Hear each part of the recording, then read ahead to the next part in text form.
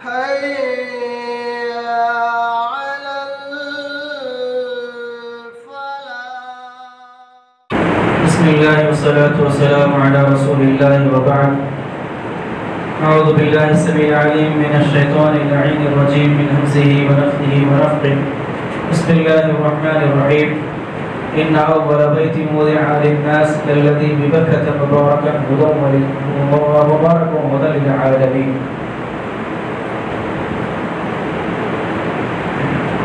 سورہ بقرہ اور سورہ آل عمران کے اندر اللہ رب العالمین نے گزشتہ دو بڑی قوموں کا اللہ نے ذکر کیا،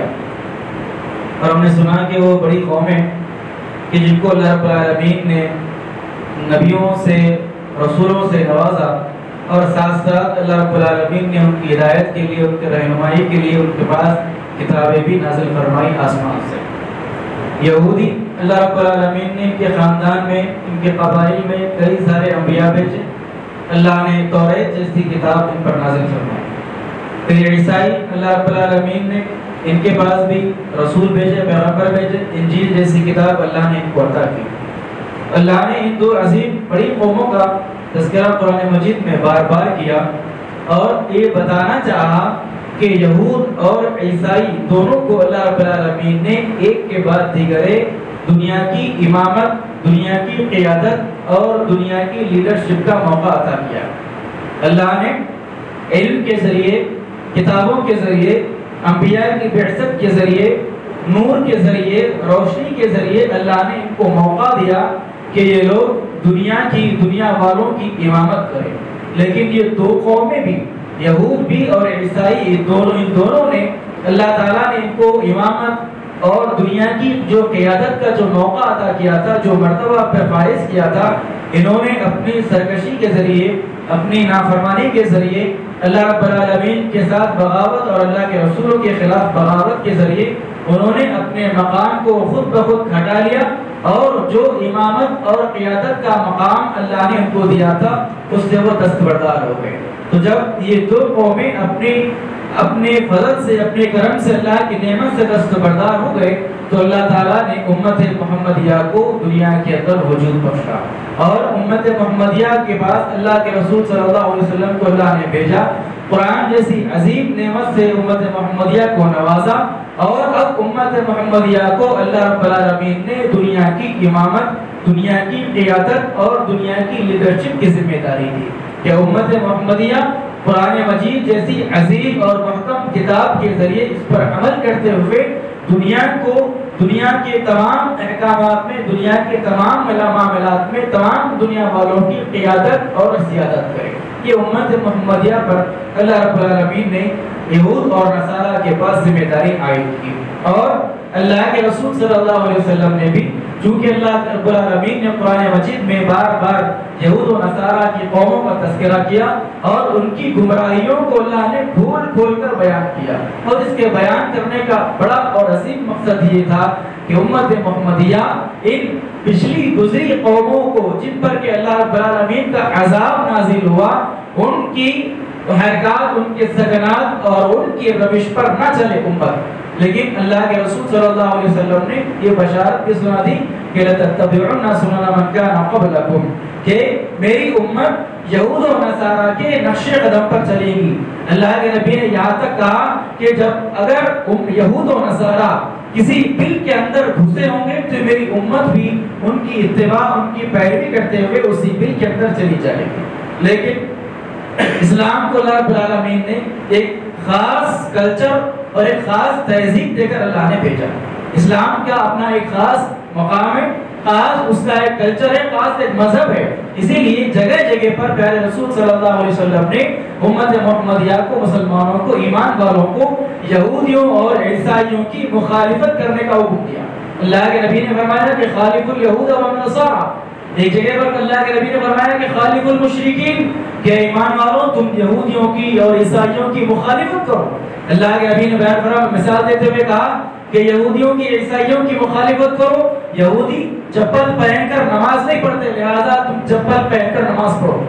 اللہ کے نبی نے کہا کہ یہودی داڑھی نہیں چھوڑتے، لہذا تم یہودیوں کی مخالفت کو، داڑھیوں کو لمبی کیا کرو۔ اللہ کے نبی نے کہا کہ یہودی داڑھی سفید ہو جانے کے بعد داڑھی کو رنگتے نہیں، خضاب نہیں لگاتے، لہٰذا تم ان کی مخالفت کرتے ہوئے داڑھیوں میں خضاب لگایا کرو۔ چونکہ اللہ رب العالمین نے اسلام کو ایک کمپلیٹ مکمل کلچر اور تہذیب بنا کر دنیا والوں کے سامنے پیش کیا، اسی لیے کسی بھی مومن کو، مسلمان کو یہ جائز نہیں کہ وہ کسی غیر مسلم کی تہذیب کی مشابہت اختیار کرے۔ اللہ کے نبی نے صاف صاف اعلان میں یہ بتا دیا امت محمدیہ کو کہ من تشبہ بقوم فہو منہم، کہ جو آدمی، جو مسلمان کسی قوم کی، کسی مذہب والے کی، کسی تہذیب والے کی، کسی کلچر والے کی مشابہت بھی اختیار کرتا ہے تو اللہ کے نبی نے کہا کہ وہ آدمی اسی میں سے ہو جائے گا۔ کوئی اپنے بالوں کو، کوئی اپنے کپڑوں کو، کوئی اپنے رہن سہن کو، کوئی اپنے لباس کو، کوئی اپنی زندگی کے حال چال کو کسی بھی کافر کے، مشرک کے، یہودی کے، عیسائی کے نقش قدم پر چلانے کی کوشش کرتا ہے تو اللہ کے نبی نے فرمایا کہ اللہ تعالیٰ اس آدمی کو اسی قوم میں اس کا شمار کر دے گا۔ تو اللہ رب العالمین نے ان یہود و نصارہ کے بارے میں کھول کھول کر قرآن مجید کے اندر باتیں اس وجہ سے بیان کی تاکہ امت محمدیہ، اللہ کے رسول صلی اللہ علیہ وسلم کی امت پچھلی گزری امت کے روش پر نہ چلے اور جن پر چل کر ان پر اللہ کا عذاب آیا وہ ان چیزوں سے اپنے آپ کو بچاتے رہے۔ اس کے بعد اللہ رب العالمین نے قرآن مجید کے اندر زمین پر دنیا کے سب سے پہلے اللہ کے گھر کی تعمیر کے بارے میں اللہ رب العالمین نے بیان فرمایا کہ زمین کے اوپر اللہ رب العالمین کا جو سب سے پہلا گھر بنایا گیا وہ خانہ کعبہ تھا۔ خانہ کعبہ کہ جو اللہ رب العالمین کے حکم سے حضرت ابراہیم و اسماعیل علیہ السلام نے اسی پرانی بنیادوں پر اس کی تعمیر کی۔ اللہ نے کہا کہ یہ دنیا میں اللہ رب العالمین کا سب سے قدیم اور سب سے پرانا،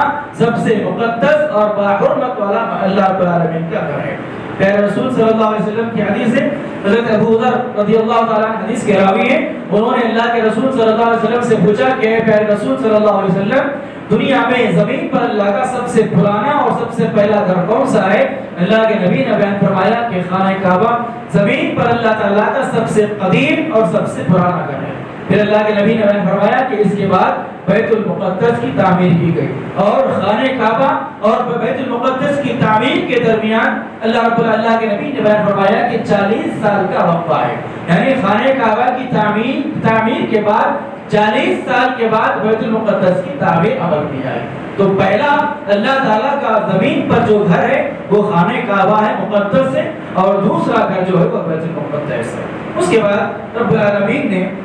تمام ایمان والوں کے لیے ایک ایمان اور عقیدے کا ایک مسئلہ بیان کیا اور مومنوں کو، ایمان والوں کو اس بات کی تاکید کی کہ ایمان والوں تم اپنے مومن مسلمان بھائیوں کے علاوہ کسی غیر مسلم، کافر، مشرک، یہودی، عیسائی کو اپنا دوست نہ بناؤ۔ اللہ کے نبی صلی اللہ علیہ وسلم نے امت محمدیہ کو، مسلمانوں کو، ایمان والوں کے اس بات کی تاکید کی کہ تم ایمان والوں کو چھوڑ کر، ایمان والوں کے علاوہ کسی مشرک کو، کافر کو، کسی یہودی کو، کسی عیسائی کو اپنا جگری دوست نہ بناؤ، ایسا دوست کہ آپ اس کو اپنے راز کی، اپنے دل کی تمام باتیں اس کے سامنے رکھتے ہو، اس سے شیئر کرتے ہو، ایسا دوست کسی غیر مسلم کو نہ بناؤ۔ اللہ رب العالمین نے صاف صاف الفاظ میں قرآن مقدس کی آیتوں کے اندر بیان فرمایا، اور یہ عقیدے کا، اہل سنت والجماعت کے عقیدے کا بنیاد ہے اس کے عقیدے کی کہ وہ جس کو الولا والبرا کہا جاتا ہے۔ الولا والبرا یہ امت محمدیہ میں اہل سنت والجماعت کی عقائد میں سے ایک بنیادی عقیدہ ہے۔ اس کا مطلب کیا ہے؟ الولا، کس چیز میں؟ ولا کا مطلب ہے دوستی۔ کس سے دوستی؟ اللہ رب العالمین کی خاطر دوستی، اللہ کے نیک بندوں سے دوستی، اللہ رب العالمین کی اطاعت، اللہ کی فرما برداری اور ایمان والوں سے دوستی کرنا، یہ بھی ایمان کا جز ہے۔ والبرا، براءت یعنی پاک بازی کا اعلان کرنا، کن کے خلاف؟ کہ وہ لوگ جو اللہ رب العالمین کے خلاف اللہ کے ساتھ کسی کو شریک ٹھہراتے ہیں، اللہ رب العالمین کے احکامات کی پابندی نہیں کرتے، اللہ کے رسولوں کو رسول تسلیم نہیں کرتے، اللہ کی کتابوں پر عمل نہیں کرتے، اللہ کی کتابوں کو کتاب اللہ نہیں جانتے، ایسے لوگوں کے خلاف برات کا اظہار کرنا، ان سے جگری دوستی نہ رکھنا، یہ البرا کے اندر شامل ہے۔ تو الولا والبراء یہ ایمان والوں کا مومنوں کا عقیدہ ہے کہ جس کی بنیاد یہی قرآن مجید کی آیت ہے جس میں اللہ رب العالمین نے ایمان والوں کو اس بات کی تاکید کی کہ تم ایمان والوں کو چھوڑ کر اپنا جگری دوست کسی غیر مسلم کو، مشرک کو، کافر کو، یہودی کو، عیسائی کو، ہندو کو نہ بناؤ۔ اللہ نے اس کی وجہ یہ بیان کی کہ آگے چل کر یہ کافر، یہ مشرک، یہ غیر مسلم آگے چل کر ایک ہو جائیں گے کسی نہ کسی نقطے پر۔ اگر آپ سے ان کی متبھیڑ ہو جائے گی، اگر آپ سے ان کا اختلاف ہو جائے گا تو موحد کو مشرک کبھی برداشت نہیں کر سکتا۔ ایک پوائنٹ آئے گا، ایک نقطہ آئے گا کہ غیر مسلم موحد کے خلاف، مومن کے خلاف ایک ہو جائیں گے، متحد ہو جائیں گے، اور یہ جو موحد ہوگا جب اپنے راز کی باتیں، اپنے دل کی باتیں مشرکین کے سامنے رکھے گا تو ان کو ہو سکتا ہے کہ کوئی جان کا، مال کا نقصان اٹھانا پڑے۔ اسی لیے اللہ رب العالمین نے یہ ضابطہ، یہ اصول بتلایا کہ تم اپنے علاوہ، ایمان والوں کے علاوہ کسی غیر مومن کو، غیر مسلم کو اپنا جگری اور جانی دوست نہ بناؤ۔ اس کے بعد رب العالمین نے آگے کی آیتوں کے اندر سورہ آل عمران کے اندر 4 پارے کی اخیر میں اللہ رب العالمین نے جہاد کا ذکر فرمایا، اور جہاد کے ذکر کے تذکرے کے اندر اللہ رب العالمین نے سن 3 ہجری میں ہونے والی ایک جنگ کی طرف اشارہ کیا کہ جس کو کہ جنگ احد کہا جاتا ہے۔ جنگ احد جو کہ تاریخ اسلام کی دوسری بڑی جنگ ہے۔ پہلی جنگ جنگ بدر سن 2 ہجری کے اندر لڑی گئی۔ دوسری جنگ جو 3 ہجری کے اندر اللہ کے رسول صلی اللہ علیہ وسلم نے مکے کے کفار و مشرکین سے لڑی، اس جنگ کو جنگ احد کہا جاتا ہے۔ اسی جنگ احد کا اللہ رب العالمین نے ان آیتوں کے اندر تذکرہ فرمایا۔ جنگ احد کا پس منظر دراصل یہ ہے کہ اللہ تعالیٰ نے، اللہ رب العالمین، اللہ کے رسول صلی اللہ علیہ وسلم اور مسلمانوں نے سن 2 ہجری کے اندر بدر کے مقام پر مکے کے کفار اور مشرکین کے ساتھ جو جنگ لڑی، جس میں مسلمان صرف قلیل تعداد میں 300 سے کچھ زیادہ کی تعداد میں موجود تھے، 1000 کافر اور مشرکین کو مسلمانوں نے اپنے ایمانی جذبے کی بدولت ہرایا۔ 70 بڑے بڑے کافروں کو، سرداروں کو مار ڈالا، قتل کر ڈالا، اور مکے کے 70 بڑے بڑے سرداروں کو قید میں لے لیا۔ تو یہ جو بڑی شکست تھی، ہار تھی سن 2 ہجری کے اندر، اس ہار کا بدلہ لینے کے لیے ابو سفیان کی قیادت میں، جو کہ ابھی مسلمان نہیں ہوئے تھے، ابو سفیان نے مکے کے کافروں کو، مشرکوں کو تیار کیا مسلمانوں کے خلاف۔ 3000 سپاہیوں کا لشکر لے کر مدینے کی طرف بڑھے۔ مدینے میں احد کے مقام پر جنگ کرنا طے پایا۔ اللہ کے رسول صلی اللہ علیہ وسلم نے 1000 کی فوج کی ترتیب دی، جس میں سے 1000 میں سے 300 منافقین نے جنگ میں جانے کے بعد، شامل ہونے کے بعد، مدینے سے باہر نکلنے کے بعد جنگ سے اللہ کے نبی کے لشکر سے علیحدگی اختیار کر لی۔ 300 منافقین نے 1000 کے لشکر سے علیحدگی اختیار کر لی۔ اس کے بعد 700 مسلمان باقی رہے۔ احد کے مقام پر یہ جنگ ہوئی، جس میں احد کا جو پہاڑ تھا مسلمانوں کے لشکر کے پیچھے تھا۔ اس کے بعد اسی پہاڑ کے درمیان، اسی پہاڑ کے سامنے مسلمانوں کا لشکر تھا۔ مسلمانوں کے لشکر کے سامنے ایک چھوٹی سی پہاڑی تھی، جس کو جبل رومان کہا جاتا ہے۔ اللہ کے نبی صلی اللہ علیہ وسلم نے اس جبل پر، اس پہاڑ پر 70 تیر انداز، ماہر تیر انداز صحابہ کرام کو اس پہاڑی پر کھڑے کیا تھا، متعین کیا تھا، اور ان کو تاکید کی تھی کہ کچھ بھی ہو جائے، چاہے ہماری جیت ہو، چاہے ہماری ہار ہو، تم اس مورچے کو میدان میں کبھی نہ چھوڑنا۔ چاہے تم دیکھو کہ مسلمان ہار چکے، اس کے باوجود تم اپنے اس مورچے کو نہ چھوڑنا۔ اگر تم دیکھ رہے ہو کہ مسلمان جیت چکے، جیت چکے ہیں، اس کے باوجود بھی تم اس مقام کو نہ چھوڑنا۔ بہرحال جب جنگ شروع ہوئی، مسلمان ثابت قدمی کے ساتھ جنگ لڑتے رہے، اور ایک موقع ایسا آیا کہ کافر کے لشکروں کے اندر، ان کی صفوں کے اندر بھگدڑ مچ گئی۔ کفار مشرکین کی صفیں تتر بتر ہو گئی، اور وہ پیٹ پھیر کر بھاگنے لگے۔ جیسے ہی پیٹ پھیر کر بھاگنے لگے، مسلمان جو صحابہ کرام تھے کافروں کے مال غنیمت کو لینے سمیٹنے لگے، اور یہ جو 70 تیر انداز صحابہ کرام تھے، ان لوگوں نے سمجھا کہ اب جنگ ختم ہو چکی ہے، لہٰذا اللہ کے نبی کے منع کرنے کے باوجود اللہ کے رسول کے حکم کو انہوں نے فراموش کیا، بھلا دیا، پہاڑی سے نیچے اتر کر مال غنیمت کو سمیٹنے کے لیے آ گئے۔ اتنے میں حضرت خالد بن ولید جو کہ کافروں کے لشکر کی ایک ٹکڑی کی قیادت کر رہے تھے، اس پہاڑ کے پیچھے سے دوبارہ مسلمانوں پر حملہ آور ہوئے، اور ادھر سے جو بھاگنے والے کفار و مشرکین تھے وہ بھی انہوں نے بھی دیکھا کہ جب خالد بن ولید نے ادھر طرف سے مسلمانوں پر حملہ بول دیا ہے تو ادھر بھاگنے والے مشرکین بھی پلٹ کے آئے۔ دونوں طرف سے مسلمانوں کے لشکر پر ایک بار کی ایسا حملہ ہوا کہ جس میں 70 سے زیادہ مسلمان شہید ہو گئے، 70 سے زیادہ مسلمان شہید ہوئے۔ ایسا نازک مقام آیا، کافروں نے مشرکوں نے دونوں طرف سے اللہ کے رسول صلی اللہ علیہ وسلم کی ذات مقدس کو نشانہ بنایا۔ اللہ کے نبی صلی اللہ علیہ وسلم ایک گڑھے میں گر گئے، اور اسی حادثے میں اللہ کے رسول صلی اللہ علیہ وسلم کے دندان مبارک بھی شہید ہو گئے۔ اللہ کے نبی صلی اللہ علیہ وسلم کا سر زخمی ہو گیا اور آپ کے سر سے خون بہنے لگا، یہاں تک کہ لشکر کے اندر یہ افواہ پھیل گئی کہ اللہ کے رسول صلی اللہ علیہ وسلم شہید ہو گئے ہیں۔ جیسے ہی افواہ پھیلی، مسلمانوں کی ہمت اور زیادہ پست ہو گئی۔ پھر اللہ کے نبی صلی اللہ علیہ وسلم کی کو دیکھ کر صحابہ کرام نے تمام بھاگنے والے پست ہمت مسلمانوں کو آواز لگائی اور ان کو اس بات کی ہمت دی کہ پیارے رسول صلی اللہ علیہ وسلم اگر دنیا میں نہ رہے تو جس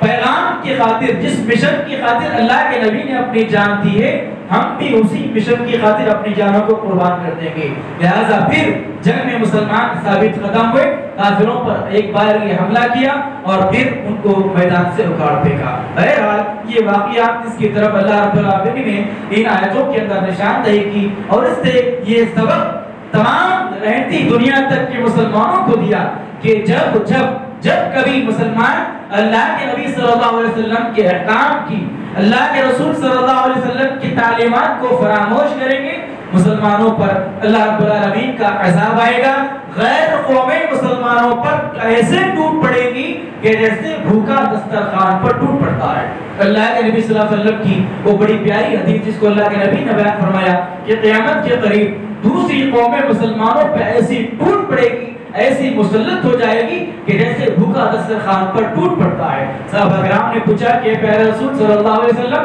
اس کی وجہ کیا ہوگی؟ دوسری قومیں مسلمانوں پر کیوں ٹوٹ پڑے گی؟ کیا مسلمانوں کی تعداد اس وقت کم ہوگی؟ اللہ کے نبی نے کہا کہ تعداد کے مقابلے میں تو مسلمان بہت زیادہ ہوں گے، لیکن ان کے اندر وہن آ جائے گا۔ وہن، اللہ کے نبی سے پوچھا گیا کہ وہن کیا ہے؟ آپ نے فرمایا کہ حب الدنیا و کراہیت الموت، دنیا کی محبت مسلمانوں کے دلوں میں بس جائے گی، بیٹھ جائے گی، اور موت کی چاہت اور موت کی ناپسندیدگی کی، مسلمان موت کو ناپسند کریں گے، موت سے ڈریں گے، موت سے بھاگیں گے۔ یہ دو وجوہات مسلمانوں کے درمیان آئیں گی جس کی وجہ سے تمام دنیا کی قومیں مسلمانوں پر ٹوٹ پڑیں گی۔ اللہ کے رسول صلی اللہ علیہ وسلم کے جب احکامات کی پاسداری مسلمان نہیں کریں گے، اسی طریقے کے عذابات، اللہ کے اسی طریقے کے عقوبات امت مسلمہ پر آتے جائیں گے۔ اور دوسرا نقطہ اس سے یہ معلوم ہوا کہ امت محمدیہ جب دنیا کی جانب للچائی ہوئی نظر سے دیکھے گی، دنیا کی معلومات کی طرف، دنیا کی رنگ رنگی کی طرف، دنیا کی سبزہ اور ہرے بھرے دنیا کی طرف جب بھی للچائی ہوئی نظر سے دیکھے گی، اس کی طرف لپکنے کی کوشش کرے گی، اس وقت بھی اللہ کا عذاب امت محمدیہ پر، مسلمانوں پر آئے گا۔ تو ان آیتوں کے اندر رب العالمین نے اس جنگ کی طرف اشارہ کیا اور رہتی دنیا تک کے امت محمدیہ کو یہ پیغام دیا کہ اللہ کے رسول صلی اللہ علیہ وسلم کی حکم کی تعمیل نہ کرنا، یہ مسلمانوں کی انفرادیت کے اعتبار سے اور اجتماعیت کے اعتبار سے، ہر دو اعتبار سے اس میں مسلمانوں کا نقصان اور خسارہ اور گھاٹا ہے۔ اللہ رب العالمین سے دعا ہے کہ رب العالمین ہم تمام کو ان کہی باتوں پر غور و فکر اور عمل کی توفیق عطا فرمائے، آمین۔ اقول قولی هذا استغفر الله لي ولكم ولسائر المسلمين سبحانك اللهم وبحمدك اشهد ان لا اله الا انت استغفرك واتوب اليك۔